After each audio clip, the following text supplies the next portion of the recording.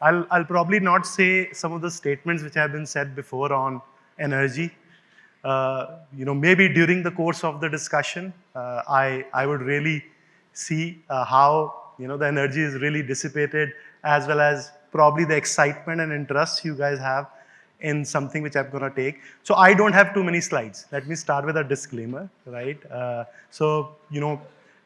key is to have some of the things from a macroeconomic standpoint to be discussed, and we'll also talk about why Mastercard is here, and typically a company which is associated with either a technology or financial services industry, and here we are talking about retail, and what are we doing here, right? So before I start, let me introduce myself, Rajesh Chopra. I work for Mastercard. I lead the services business in South Asia, both from business development as well as the client services side.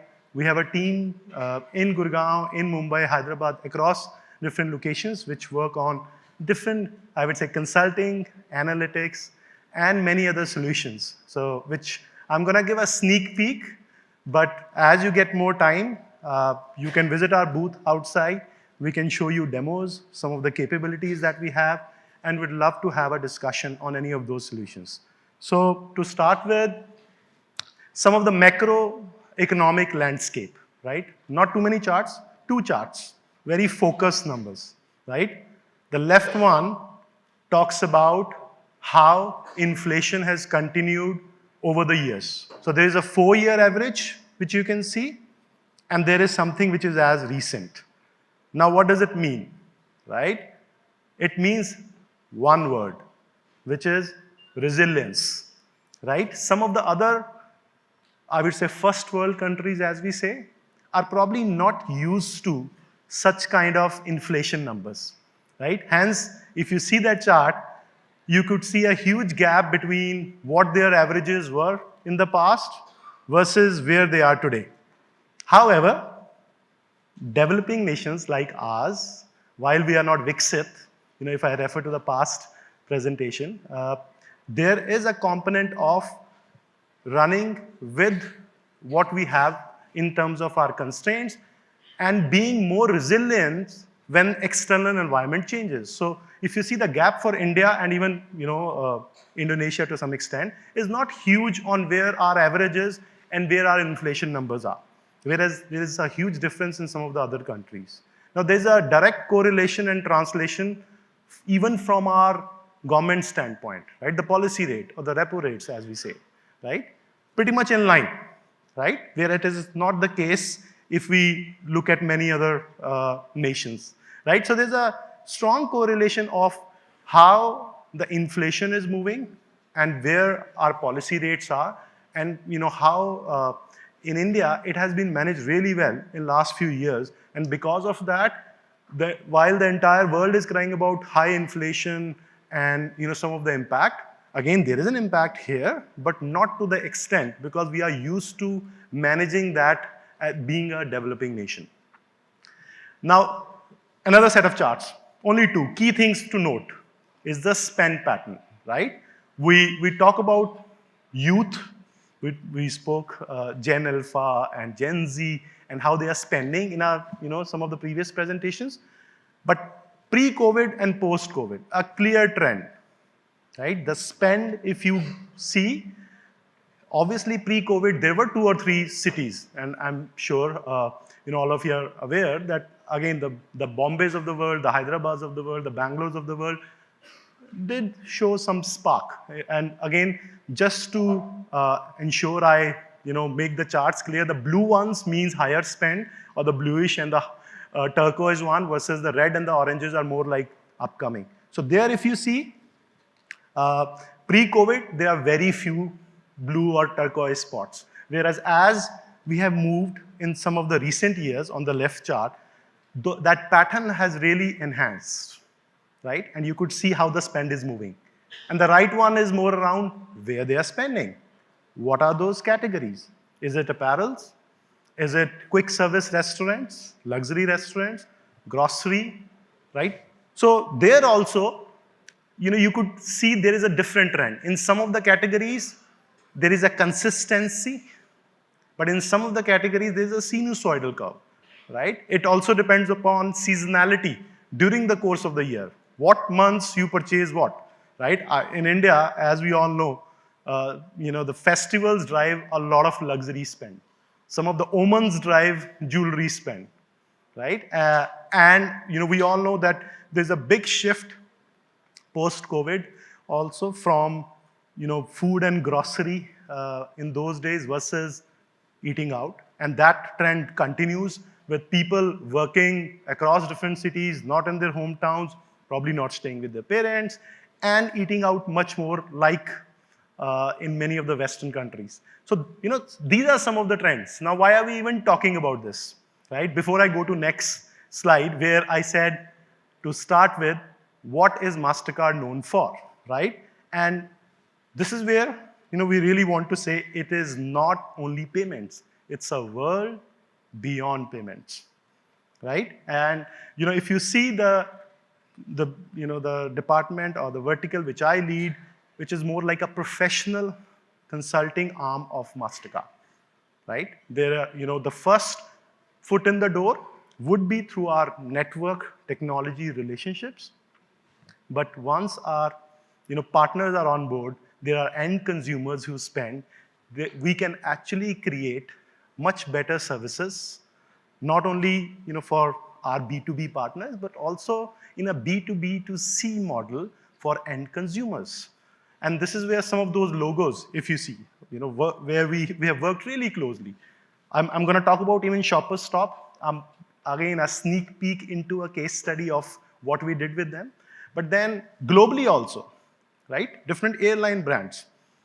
Again, some of the other brands which you talk about. And what do we do with them, right? At the end of the day, we have data, but then what kind of problems do we solve for these big brands, right? It's across customer journey. Now, when we say across customer journey, obviously, there is an acquisition component involved, right? As customers are onboarded. Then there is also a component of how do we really engage them further. It is not only having them on the books, but creating different solutions and services where they are further engaged and they end up leveraging those solutions even better. And then obviously throughout the customer journey, there could be moments where there could be disengagement. How do we ensure that retention solutions are in place? And finally, if there are multi-products that need to be offered, there is a cross-sell component that is really involved, right?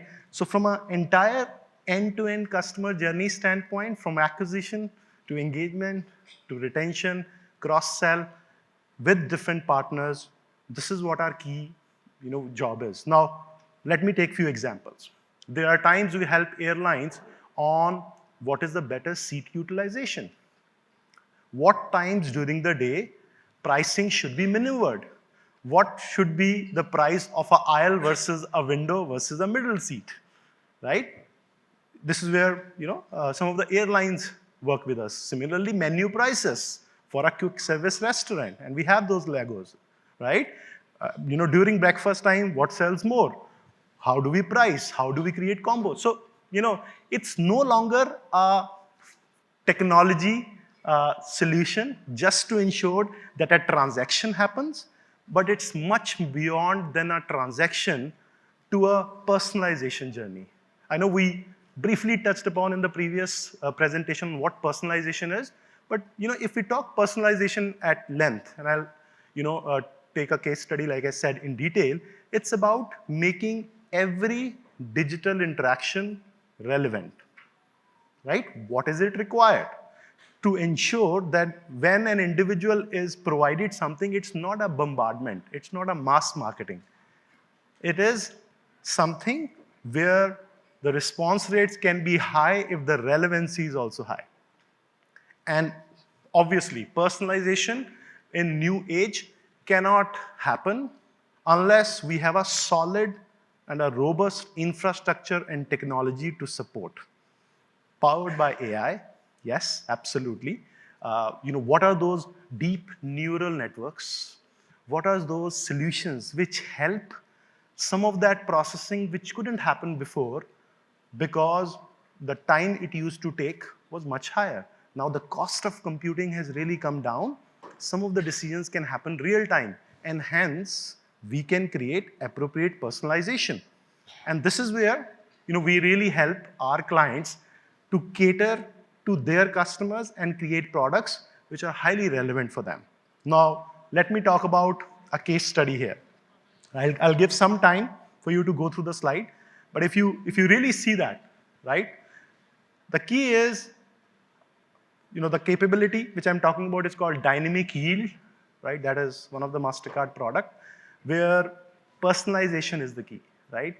Based on what the consumer past behavior is, interests are, there is a relevancy of creating those solutions, right? You would have heard of collaborative filtering and many other different technologies, but then all that ensures that when we really give personalized solutions for online visitors, how can it increase their engagement, and then in a nutshell, help them purchase things which they are really wanting to purchase. Some of the numbers, right? 45% increase in revenue. That's a big deal when the denominator and the base which you are really looking at is high. Similarly, in terms of page views, that's again a path to where it leads to huge increase. So few numbers, not a very busy slide, but what I really want to say here is that these capabilities really help create relevancy and further interest. And when we bundle that with many other solutions, it creates larger loyalty, right? Now, data and services, which I initially spoke, the group or the advisors group which I lead, has solutions all the way from loyalty consulting, from different analytics and insights that we create for our customers and leverage. There is a component of how we develop campaigns for them. And I'll talk about another case study where there will be an example. And even more, how we create an end-to-end customer journey to ensure that there are different solutions which could be leveraged for our customers. So that is one.